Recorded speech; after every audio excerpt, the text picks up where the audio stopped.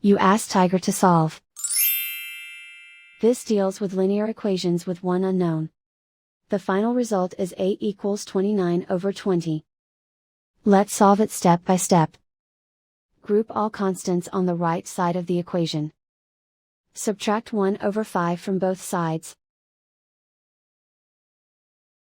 Combine the fractions. Combine the numerators.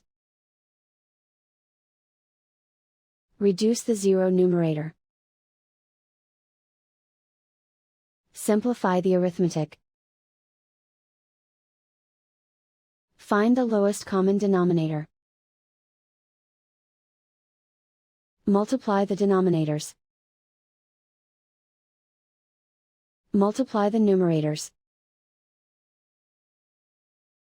Combine the fractions. Combine the numerators. Isolate the a. Multiply both sides by inverse fraction 3 over 2.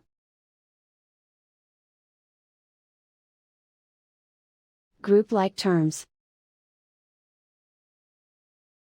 Multiply the coefficients. Simplify the fraction. Multiply the fractions. Simplify the arithmetic.